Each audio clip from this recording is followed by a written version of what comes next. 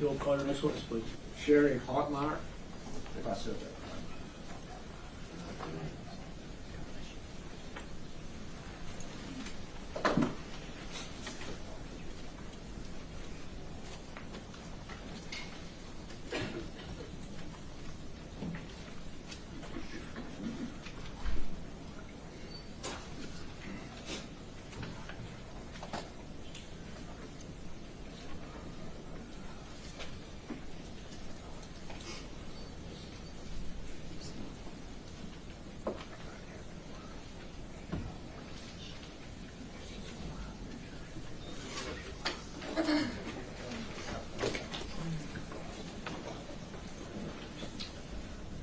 You want to come up, ma'am?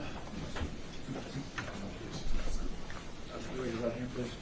You do solemnly swear the evidence of the testimony given in this cause will be the truth, self you got. Yes. You have a seat right over here. Adjust that microphone, make it comfortable. Speak up so everybody can hear you, please. You may proceed. Good morning. Morning. Would you tell the jury who you are? Hi, my name is Dr. Cherie Hauptmeier. I'm from Uvalde. And Dr. Hauptmeier, where do you work in Uvalde? Currently, I work at Uvalde Medical Surgical Associates, which is an outpatient clinic that's adjoined to the hospital. And when you say adjoined to the hospital, does that just mean you have a business relationship, or is it also physically adjoined to the hospital? The building is right next to the main hospital. It's also owned by the hospital. And tell us what your credentials are. I'm a doctor of osteopathic medicine, which is essentially, there's allopathic and osteopathic. We do the, same training, but we do a little bit more in musculoskeletal. In what? Musculoskeletal. Muscular and skeletal? Mm-hmm. Okay. And when did you get your education? I completed medical school in 2011, from 2007 to 2011. And after medical school, what did you do? Then I went to residency at Christus Santa Rosa in San Antonio, family medicine residency program. How long is that residency program? That was an additional 3 years. And after the residency, then what? And then I graduated in 2014, and I moved out to Uvalde and began working, and I've been there ever since. Ever since 2014? 2014, yep. And so, May 24, 2022, what were you doing on that day? I was working at the time I was working at a different clinic, which was right down the road from the hospital.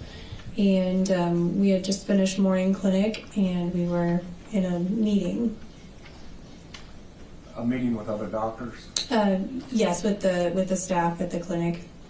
A business meeting? Business meeting. And about what time was this? Started around 11:15. Okay. And did you end up going to the hospital that day? Yes, I did.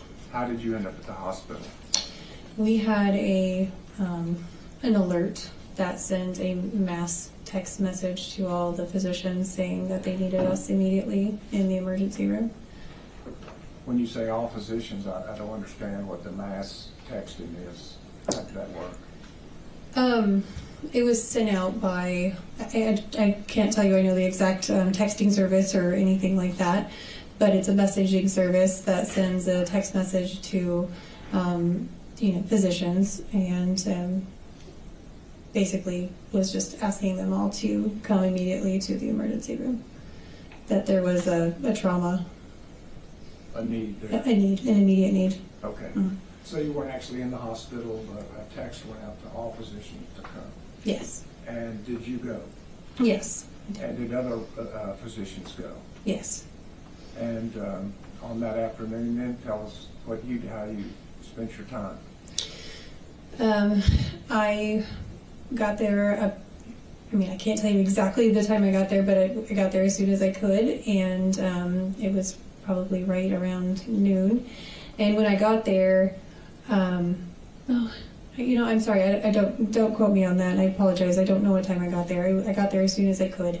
But when I got there, there were other doctors that were already treating patients, and I circled around in the emergency room and tried to help in any way that I could.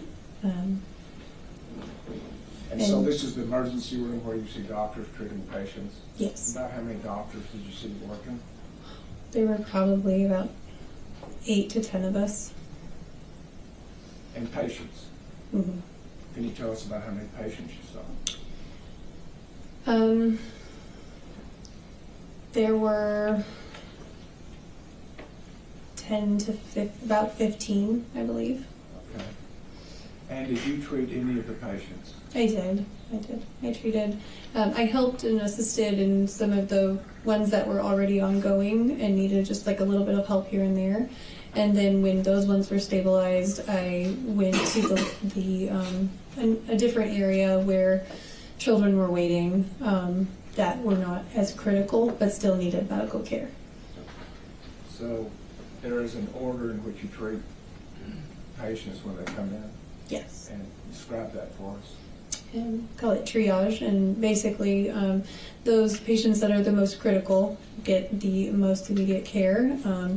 The ones that need to be stabilized, it's all hands on deck, and we do everything we can to get that patient better. The ones that are less acute, those ones typically will then be next in line, and then the ones that are least acute will then be seen after the other ones. And is that the way the procedure went that afternoon? Yes. Okay. Now, you said that you actually did treat some of the children yourself, Mm-hmm. but other doctors treated children too. Yes. And let me ask you then, are you familiar with the records Yes. of the Uvalde Hospital? Yes, sir. And is it common for doctors to review the records of other doctors? If asked, we will do that. I mean, you can read a medical record whether you created it or a fellow doctor did.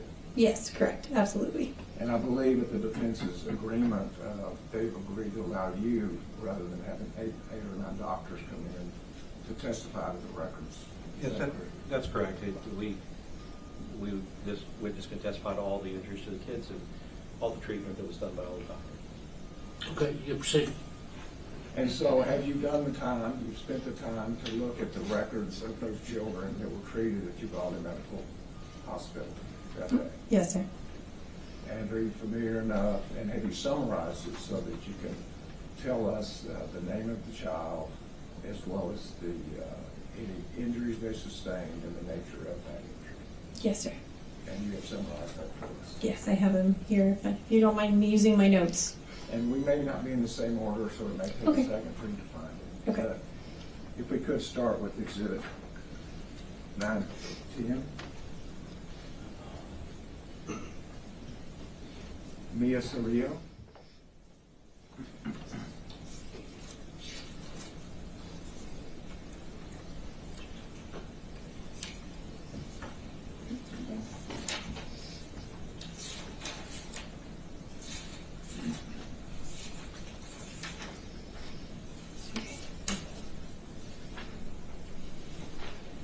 Could you tell us what injuries Mia Cerrillo sustained? From the summary on the medical record, she had pretty significant shrapnel injuries. What is shrapnel injury? Shrapnel is basically little parts of or fragments of bullets. Fragments of bullets? Fragments of bullets that get embedded in the skin or other locations. And was there a location in which she had the shrapnel? Yes, sir. She had fairly significant shrapnel to her thorax, which is basically the back and the chest area, in the left flank, and then on her left shoulder.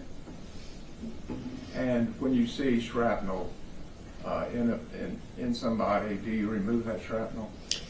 If it's superficial enough, then yes. Otherwise, it can work its way out. Sometimes it, may need to be surgically removed if it's symptomatic, if it's causing pain or causing nerve impingement. So with all of these shrapnel wounds, the issue is if it's superficial, it can be removed? Yes. And if it's deeper, why would you not remove it? You just have to weigh if it's doing more harm than good, then you would definitely want to remove it. I mean, sorry, not good. It's not going to do good. Excuse me. If it's if it's not causing symptoms, then it's something that could potentially be left in.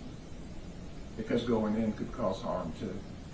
Yes, absolutely. It could cause, pinching of nerves. It could cause pain, pain with movement. And the nature, because it was shrapnel, do you have an opinion as to whether or not this was a gunshot wound? I think it's definitely a gunshot wound. Thank you.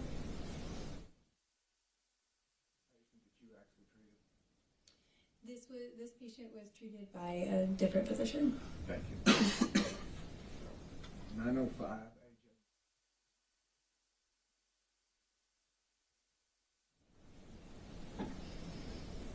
Could you tell us what injuries AJ Martinez, he had a gunshot wound to his right thigh with significant shrapnel to the right thigh, as well as some shrapnel injuries to the left side of his head and his face. And what is the right femur? The femur is the long, big bone on the top part of the leg, right here. And so is this shrapnel penetrating shrapnel or superficial? Was the shrapnel? Did it penetrate or was it on the superficial? It was close to the femur, and it had multiple shrapnel injuries in the subcutaneous, which is basically the layer below the skin, and in the deep soft tissue, which is deep soft tissue. Mm-hmm. Thank you. Exhibit 906.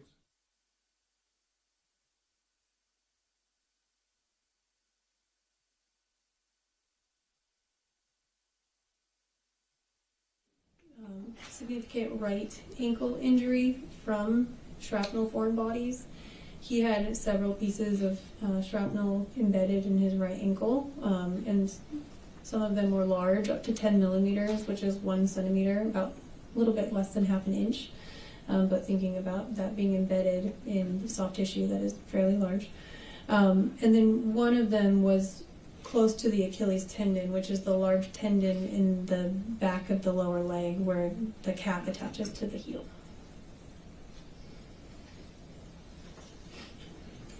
Kendall Oliver.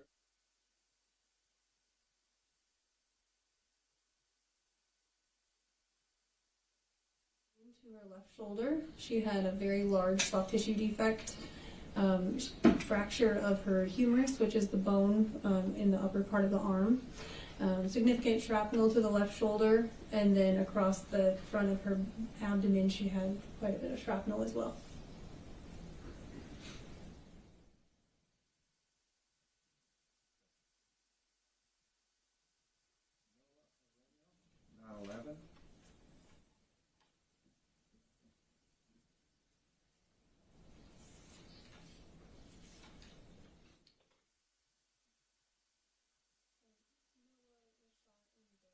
Shoulder. He had an actual gunshot wound.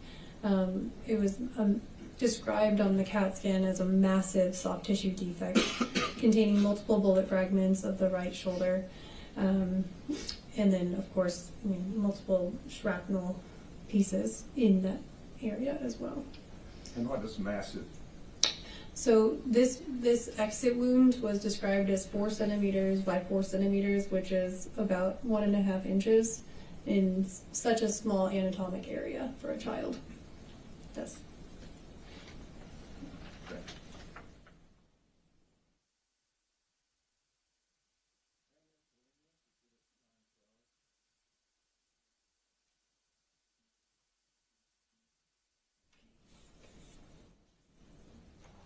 he had shrapnel injuries to his right thigh. So on the lateral part of his right thigh. Thank you.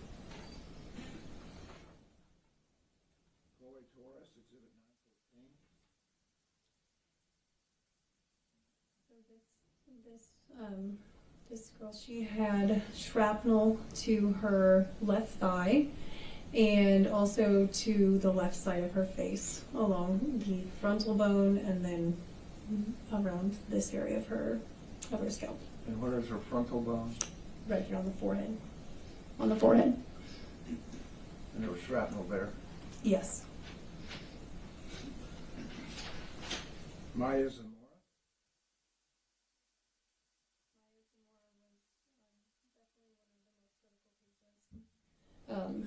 When she arrived, she was scared, anxious. She wasn't talking. She was already receiving fluids from EMS because her blood pressure was low. She was found to have a gunshot wound to the left side of her chest, which was a sucking chest wound, which is basically air is going in, but it's not coming out, which then caused both lungs to collapse. She had a very, very large gunshot wound to the left shoulder, the left arm, and then the right hand. The ER physician that was taking care of that trauma bay, he had to do needle decompression, which is done in emergent situations to let that air out, allow the lung to expand, and then he had to put in bilateral chest tubes to continue to allow the lung to reach the pleura, which is the lining of the lung cavity. He gave fluids, crash blood, and then this patient was one of the ones that was transferred out to a trauma center. When you say transferred out to a trauma center, tell us what that is. BAMC is typically where we'll transfer to. University, a higher level of care that has a trauma surgeon available. Okay.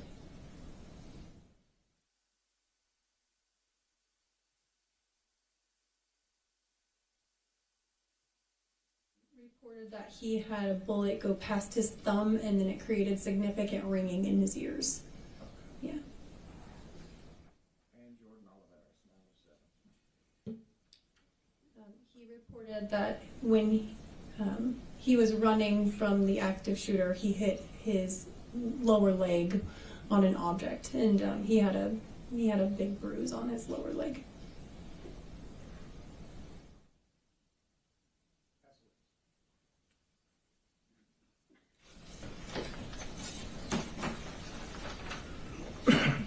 Dr. Hauptmeier, my name is Jason Goss. I'm one of the lawyers representing Adrian.